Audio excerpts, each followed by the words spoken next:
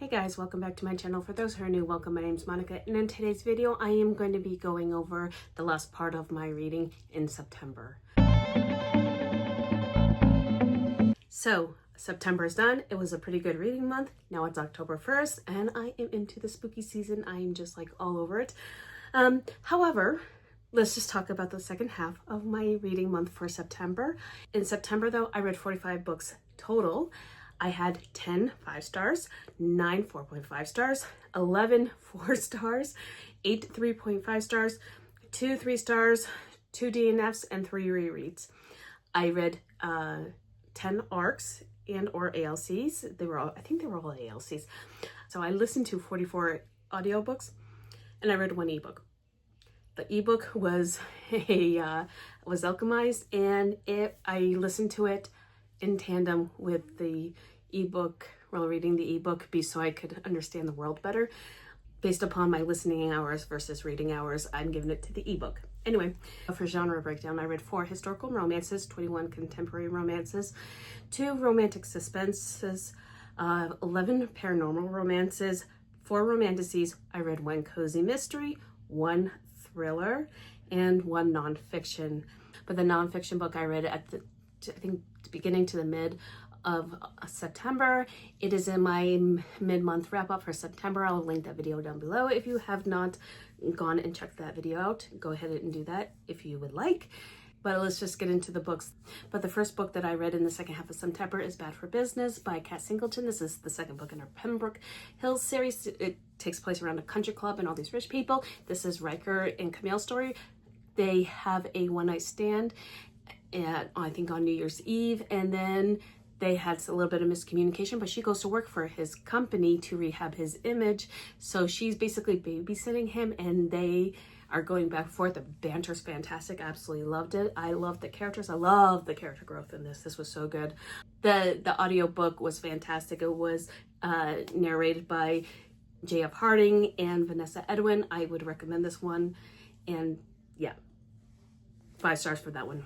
So the next 3 are part of a series that I read. I did not read them together in the second half, but they were all read in the second half.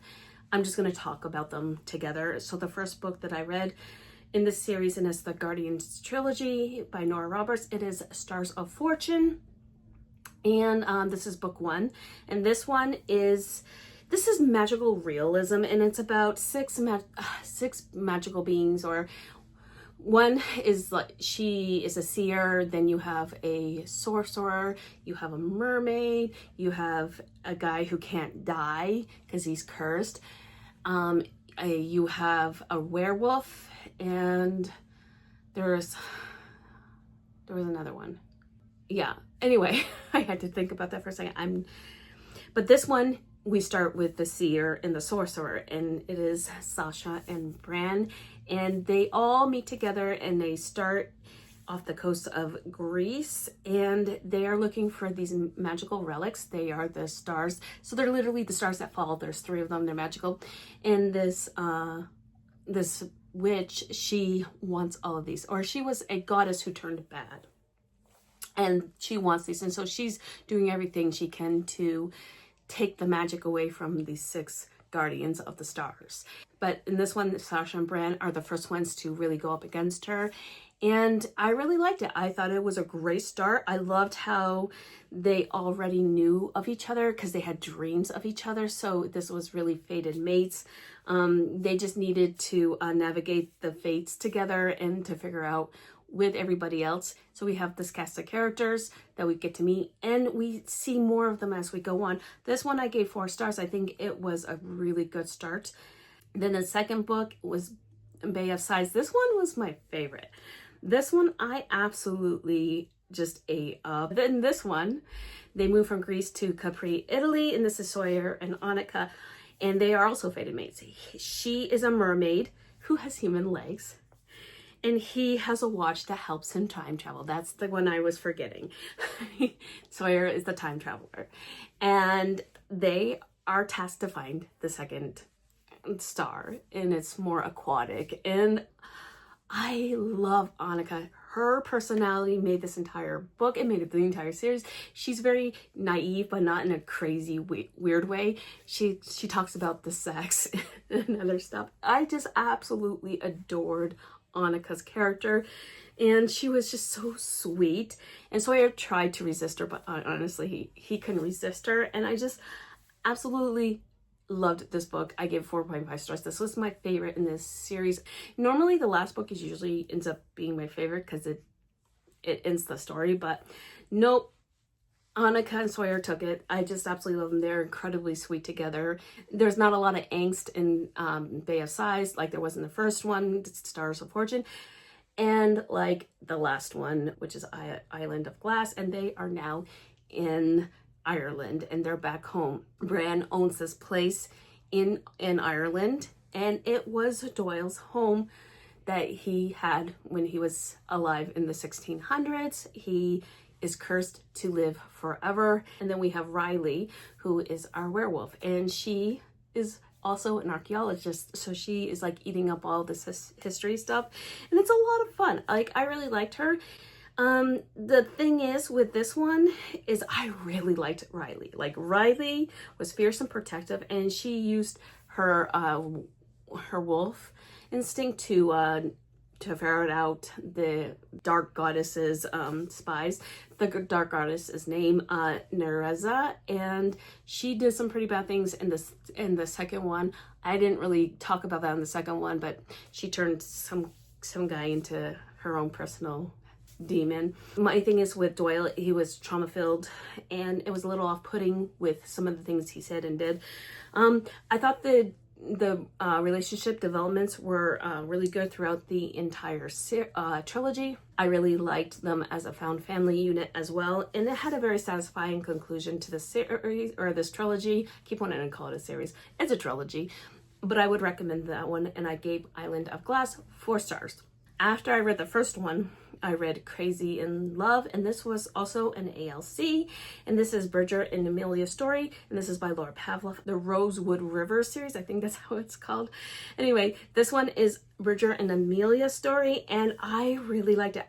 Amelia is angry at Bridger because Bridger kept telling everybody that she was writing this gossip column called the Taylor Tea, and she wasn't, and it really actually made her lose business, and it made someone retaliate against her, even though it wasn't her.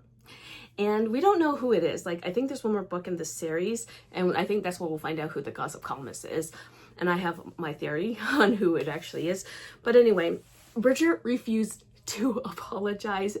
He would give her these outlandish gifts because he's a billionaire. Like, he gave her a toilet, like a very fancy, sophisticated toilet, and she's like, "You gave me a toilet instead of giving me an apology." All she wanted him to say was, "I'm sorry," because she proved she wasn't the gossip columnist. And I just absolutely loved how she put him in his place. She made him grovel, like, just I absolutely loved Amelia. She was a fantastic character, and she had some stuff that she had to work on her own because of some of the things that her family, like her mom was horrifying to her. I didn't like her mom at all. I love the audiobook. The narrators were Jason Clark and Vanessa Vasquez. I think I said her name correctly. Anyway, Bridger needed therapy, and Amelia is awesome. So I gave that one 5 stars because I had a whole lot of fun, and I really am enjoying the series, and I loved the audiobook. So, and then I got an ALC, and you can actually read this now. It is out. I don't think it's out on audio yet, but I know it's out on ebook and paperback, and it's Hostel for the Holidays by Aaron Hawkins. This is a new to me author, and I really had a fun time with this. I ended up giving it 4 stars. This is a quick enemies from childhood, because they were enemies from childhood, 2 lovers, fake dating, Christmas romance, and it's a novella. So I would recommend this novella. This is Jasper and Stella, and they were childhood rivals. He has had a thing for her for a very long time. He set up instances where they would be together, and I absolutely love that. They just fake date for reasons. His reasons is he just wants to get close to her. It was very funny. It was very quick. It had the holiday themes and vibes that I look for in a holiday romance, and I just had a lot of fun. Now, Stella, she was very horny, okay? She was very horny, and Jasper had hearts in his eyes. And I had fun with it. It was a lot of fun. The audiobook was narrated by Connor Crais and M.K. Blackwood. Funny, entertaining, recommend if you want a good holiday novella to listen to. Okay, so the next book that I read is Terror at the Gates by Scarlett St. Clair. I did not know what to expect going into this book. I heard a lot of great things. I bought the hardcover because I was going to read it physically with the ebook or the audiobook if I could get the audiobook. But I didn't want to pay for the audiobook because I paid for the hardback. But then I found it on my Hoopla. I was like, oh, yay. Okay. So it is on Hoopla. And I gave this 5 stars. Okay, so I was very enthralled with this storytelling. Like, this storytelling is so well done. It's so well paced. I loved the characters. I love the world. This is urban fantasy. And there is religious symbolism in here. So just be aware of that if you're a little sensitive to that. Lilith, she is full of rage, and rightfully so, because the way she's been treated. And there is trigger warning for sexual assault and misogyny and a few other things. But what happened to her by the hands of her mother and the Archbishop, jail. She goes to live in Zevros City and is under his protection. Her father was the only one who's cared about her besides Zevariv. And I'm saying his name wrong, and I know I am, but Lilith and him irritated each other, but they also pined for each other. Like, she could do things in a city that no one else could do, and it wasn't because who her father is. But my gosh, I loved this book. I loved the way that the author threaded fantasy elements with recognizable items like a cell phone and an ambulance and everything. But also a trigger warning for a woman dying in childbirth in here. So if that's something, there is a scene where that does happen. But I absolutely loved the world building. She built it up in a way that it was more showing than telling, which I really appreciated. I thought that the religious tones were handled well. My attention was immediately grabbed. It did not stop. The ending was not shocking. I kind of figured that was coming, but I'm wholly invested in this world and I'm excited for the next book to release. You have to pick this up if you haven't already. So my next book was an ALC, and it was Maneater by Morgan Elizabeth. The narrators were Amy Hall and Christian Fox. Oh my gosh, Christian Fox did such a fantastic job in this. So did Amy Hall. Josie is our heroine, and she is a private investigator, and she's also the bait. Like, she's the man-eater. Every guy just sort of really loves her, or in lust with her, I should say. Rowan ran into Josie a lot, and he kind of figured there was more to her than the hot chick at the bar, right? But she worked to uncover cheaters, thieves, and saboteurs, but they originally met when they were in college, and she rejected him, and that colored his view of her. But she goes to this resort which he works for. He's the VP of operations at the corporate level, but there's some sabotaging that's happening at this one particular resort, and he knew something was up with her before he saw her at the resort. It just kind of figured it out, and I really had fun with this. This was just a lot of fun. I love the whole PI spying thing. I really liked Rory. She was the hacker friend who worked with Josie, and they were like girl power. And I really loved Rowan. Like, Rowan was such a fantastic hero, and I loved how he supported her and Rory, and how he wanted to help them. I just absolutely had a lot of fun with this book. I gave it 4 stars. The audiobook was fantastic. If you haven't picked up the audiobook, you absolutely should. The next book was an ALC, and it was When You Blush by Kristen Proby, and it's book 4 in the Blackwells of Montana story. And I keep saying when we blush because I keep thinking it's When We Blush. That's actually When You Blush. Do not ask me why my brain is doing that. It's just doing that. But this one is Man Obsessed. He is so obsessed with her. But Blake and Harper, they meet on a plane, and then they have a one-night stand after they land in Montana. Blake wakes up with Harper gone, and she's the new NICU nurse at the hospital where he works as an ER doctor, and he is so obsessed with her, and she is actually kind of obsessed with him too. The chemistry between them, it was very hot, and I loved how they took each other to task. They held each other accountable. Their communication was fantastic. They communicated their thoughts, their feelings, and learning about each other happened in a very organic way in this book. I really loved the pacing. I really loved the characterizations. I really loved how Blake stood up for Harper, and Harper honestly stood up for him. And I absolutely loved how the found family vibes are in this book, including the entire series. And this does have a surprise pregnancy in it, but it was handled really well. Like, I absolutely love the way she handled this. So let's just talk about trigger warnings in this book. There are a bunch of trigger warnings that you do need to be aware of when you're going into this book. There's talk of giving up a baby for adoption because a mom is a single mom and she couldn't handle having this baby with all her other children, and financially and emotionally and physically. And that was really sad. Sick children in the NICU, infant deaths, physical assault on nurses on Page, and past emotional and mental abuse that happened. Yeah, no, I gave this 5 stars. The narrators were Jason Clark and Stella Hunter. They did an incredible job at this audiobook, and I would recommend it. So let's talk about Alchemized.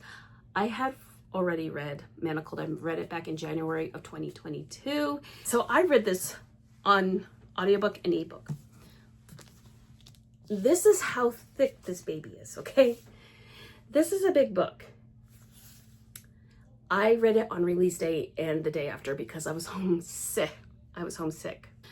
And I read so much of this that I could finish it the day after.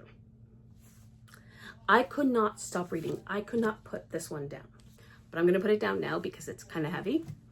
But this is the Waterstones edition. I pre-ordered it probably about a year ago when all the pre-orders came up. And it is honestly very gorgeous. So I'm just going to show you all the stuff. And then I'm going to go put it on my shelf. Oh yeah, it also had this in the back, which I thought was really cool. So this one is a very dark fantasy with romantic elements. Yes, it is a romantasy because the romance is very big to the plot. Knowing where it came from, I felt, because I could actually divorce myself between the Harry Potter IP and what Cinlin Yu did in Alchemized. I know how to, I'm good at that, right? I felt that I understood it enough from the very beginning to be able to understand the world building. Now, someone had said, and it was Crystal from Crystal's Bookish Life, she said that it was more that there wasn't enough world building for Alchemized to stand on its own. And I honestly don't disagree with her, because Helena was a healer and Cain, he's the High Reeve. That's the Hermione and Draco characters. I felt that they were okay on their own. Like, Helena felt different enough from Hermione that it was fine for me. I think Cain, now sitting with it for as long as I've sat with it, Cain was a little watered down for me, okay? He wasn't as scary as the Draco character in Manacled, but there was enough of a difference that I felt that I did not think of Harry Potter while I was reading Alchemized. At first, I started trying to find the differences, and I did find enough differences that it worked. I felt like she took out the Harry Potter IP enough that it really worked better than Julie Soto did with Rose in Chains. I haven't read the Bridget Knightley one, nor do I want to, because I heard that one, she didn't really remove any of it, and I'm not okay with that. The magic system's very interesting. It has to do with necromancy. She is a healer and he becomes immortal because of necromancy. It is a whole thing. I really liked it. I really liked how the big bad, he felt invincible until they figured out certain things. I was just in it. Like, I was captivated from the very beginning all the way to the very end. That ending was definitely different from Manacled, but I still felt the emotional punch of what was said at the end. And there was parts in here that actually did make me sob. Like, I was crying in parts of it.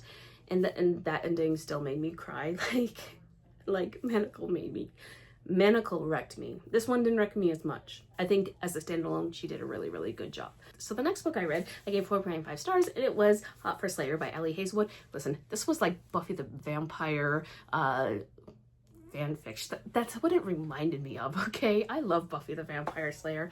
That's one of my favorite shows of all time. And it was a lot of fun. I had a lot of fun. It had the amnesia trope. I like how the amnesia trope happened. And it was satisfying. Like, it was a satisfying good time. And it was short and sweet. And I really liked it. And then I went on to Spicy Little Curses, and I gave this one 4 stars. And it was a lot of fun. Like, the plot was interesting. Dex is cursed and he has all these magical tattoos. And Petra is a reporter trying to write a piece about the paranormal in New Orleans. And they work together to end the curse. And it was just a spicy good time. I had a lot of fun with this book. It was what it was. I really liked that I could understand J.T. Kaisener's. Like, I could point out that Ali Hazelwood wrote Hoffer Slayer. It had her voice. Spicy Little Curses had J.T. Geisener's voice. I enjoyed that. The only other one I read, and I give it 3.5 stars, was the Space Vampires by Ruby Dixon. That was a lot of fun. I knew what I was getting into with the Ruby Dixon one. It was vampires in space, alien, Ruby Dixon. I knew what I was getting into, and I had a damn good time on that one too. But I gave that one 3.5 stars, so I'm not really talking about it, although I just did. Anyway, moving on.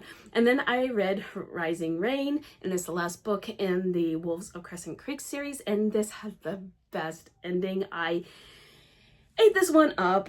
It's a Why Choose trilogy. You have to read the first 2 books in order to read this one, but I loved how her mates, Kingston, Briggs, Ender, Locke, and Puck, I literally have to look to remember all their names, but they are fighting to stay together with Ren, and they're fighting for her, and I just absolutely love this. I love the tone. I love the romance. I love everything about the series. Like, Tessa Hale is quickly becoming one of my favorite authors, and frankly, I am about to start the last series that I have for her. It's the last elemental one.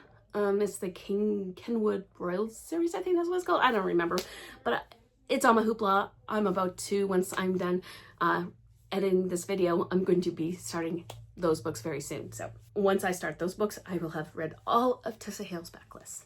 But this one, 5 stars, highly recommend the entire series. I can't really talk about the ins and outs of this because I do not want to ruin it for you. So go read it. And then I got an ALC for Take This Heart by Willow Esther. This is coming out on October 9th. And I gave this 4.5 stars. I really had a lot of fun with this. This is a new small town romance series from her. And this is the Windy Harbor series. And this one is really enemies to lovers. And it really is enemies because Goldie met Milo at an art installation event where they're showing off each other's art.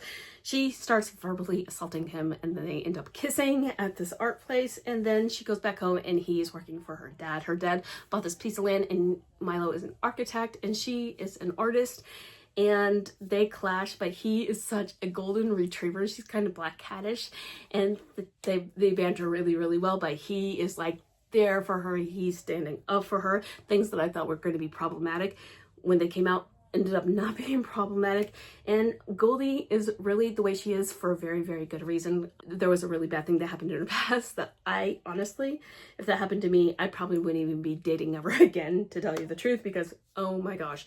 But the audiobook was fantastic. Andy Arndt and Christian Fox were perfect in this. I absolutely love them. Like 2 Christian Fox books in 1 month. I'm just like, I'm delighted. But anyway, this one, 4.5 stars. I would recommend it. It comes out next week. So less than a week when you see this video. Highly recommend it. And then I got the ALC for Beyond the Blue by A.L. Jackson. And this one's coming out on October 7th. So next week as well. And this one is Book 4 in the Moonlight Ridge series. This one is about Piper. She's a single mom and she's on the run, and she accidentally runs off the road during a snowstorm.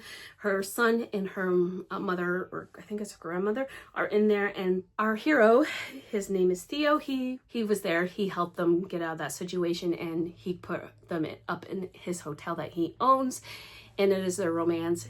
Her grandmother like helped her figure out her crap, and this is the Sacrosanctum, so he's very morally gray, and I had a good time with it. It's romantic suspense, motorcycle club, vigilante type group, and I had fun. I I really liked Theo's relationship with Piper's son, and I really liked Piper as a character. And it was really well narrated by Teddy Hamilton and Kit Swan. Would recommend this. Again, coming out next week. I gave it 4 stars. And then I went on another binge of a Nora Roberts series, and it's not a trilogy because there's 4 books, and it is The McCade Brothers. And this is a contemporary romance with paranormal elements, and it's about these 4 brothers. It's Rafe, Jared, Devin, and Shane. And they live in a small town in Maryland, Antietam. Antietam, if you know anything about American history, it is where one of the bloodiest Civil War battles happened. A lot of men were killed on both sides. It was probably the most brutal battle, more so than Gettysburg. It also was one of the tides that turned, and it was very, very traumatic for both sides. So she set these 4 brothers up in this small town, and Rafe comes back and he buys this old farmhouse. And in this old farmhouse during the Civil War, and the guy who owns that farmhouse, he had a wife that he did not love, and she did not love him. I think he was a Union sympathizer and she was a Confederate sympathizer, because in Maryland it was very ambiguous. You did not have like full, like, you know, in Massachusetts they were all for the Union, and you know, down in North Carolina and South Carolina they were Confederate all the way. So you didn't always have that. You had a kind of a grayish area in Maryland during this time. So in this time, and I'm setting up the paranormal part. So this big farmhouse, he ends up shooting this soldier, killing the soldier. Okay, Rafe comes back and he buys this farmhouse. And it's definitely haunted. Anyway, he asked Reagan to help him decorate this farmhouse, because he's going to make it into an inn where people can come and stay and be able to look at the battlefield and everything. Because, I mean, I've been to Civil War battlefields before. Yes, I'm a nerd. I fully admit I'm a nerd. Anyhow, let's get back to why I'm talking about this book. And so Reagan goes to help Rafe, and he's very much a Nora hero. If you know what I mean, he's a Nora hero, and he's kind of a dick sometimes. And but Reagan, she doesn't take his crap, and she gives as good as he's gonna get. They were bantering. It was great. I really enjoyed the banter. I really enjoyed the characterization. I really enjoyed the romance, and I also really enjoyed the paranormal elements. I gave this one 4 stars. I'm not gonna talk well, all right, I'm going to talk about another one, but I'm not going to really post it on here because it's the Pride of Jared McCade. I give it 3.5 stars. And the reason why is he was so prideful he couldn't get out of his own way, and he just drove me crazy. So going on to the next one, which I really liked, it was The Heart of Devin McCade, and I gave this one 4.5 stars. This one was definitely one of my favorites in the series. I think this one and the next one are my 2 favorites. So in this one, we've met Cassie in the first book. Cassie, in the first book, she came in after her husband tried to kill her. He was, there's a lot of domestic violence that happened in that marriage. She got out. Now she's single. She divorced him. Her husband's in jail. And Devin is the sheriff of the small town. And he's always had a thing for Cassie. Cassie had a thing for him, but she married her ex-husband instead, because people do stuff that people do. But she has 2 children, and in this, we see the softer sides of Devin in this, because the boys, the McCade boys, really like to beat each other up because they're boys. What do you want? Anyway, he is so overprotective of Cassie, and I love how he relates to her children. He wants to take care of her children as well as her, and I just absolutely love him. He's such a fantastic hero. I really loved Cassie and how she grew a backbone and learned to stand on her own and to take care of her children while putting herself and her kids first. I gave it 4.5 stars. I really, really had fun with this one. And the last book is The Fall of Shane McCade, and Shane McCade is a womanizer. And yeah, he really loved women. And he was the youngest. He's the farmer. And on his farm, the lore for this is a Confederate soldier and a Union soldier met on accident in the woods between the Barlow farmhouse and the McCade farmhouse. The Barlow farmhouse is now Rafe's Inn. And the McCade farmhouse, Shane owns the farmhouse that's been his family for hundreds of years. So his family owned that during the Civil War. His great-great-great-grandfather had lost his son in the Civil War. And his great-great-grandfather, or great-great-great or whatever, grandfather found the Union soldier, and he was very angry about it. However, he brought the Union soldier into his home to try and help him, and the Union soldier died. And his great-great-grandmother was pregnant, right? And so they had to hide the body of this Union soldier so they would not get in trouble. The tale is that they're trying to find out who this Union soldier is, find out where he's buried so he can be identified, right? So in comes Rebecca. She is a savant. She is very smart, and she is kind of socially awkward. And Shane just sort of gravitates towards her, and she learns things from him and he learns things from her. And she's there on her own free time because she wants to know all about the ghost stories and the paranormal. She's like doing a paranormal investigation because she loves history and psychology. And she just felt like she wanted to know a little more about this. And again, this is on her own free time. She is Regan's friend from book one. Rebecca comes in, and Shane just sort of trips over himself over her, and she is a very not a naive, she's a very innocent heroine, and I absolutely loved her. And I loved Shane just going a little crazy. Like, he went a little crazy over her, like, because he just used to having the fun time and then moving on. He couldn't with her, and I absolutely loved it. I love how he felt. It was so much fun. I gave this 4.5 stars. I was originally going to give it like 3.5, 4 stars, but then some stuff happened, and the way the story ended up unfolding, I had to give it that extra half star for 4.5 stars. So would recommend that one as well. The last book I read, and I finished it yesterday, was Holly by Addison Grace. This takes place in the Belladonna series. It is, I think, book 3.5. It takes place after Wisteria. It's a quick holiday novella, but it has the gothic, spooky vibes that I like in Halloween. And this one is about Signa and death. Signa can see these ghosts, and they're at a dance company, and she has to help them move on, and it's that whole little thing. It was a lot of fun. It was a novella. It was in the world of Belladonna, and I absolutely had a great time with this. I gave it 4 stars. It had all the fall spooky vibes with the Christmas vibes that I like. I would recommend this whether you want to do it in October or December, or even do the middle and go to November. I don't know, but I had fun with that. So those are all the books that I rated 4 stars or above, with a couple of 3.5s just because it was part of a series. Anyway, that is it for this video. Let me know if you've read any of these down below, if you are going to read them. What was your favorite book in the month of September? I would love to know. And if you made this far in this video and you want to let me know that you're here, please leave me a vampire emoji, since we are now in October, spooky season, one of my favorite times of the year. And until next time, my friends, happy reading. Bye.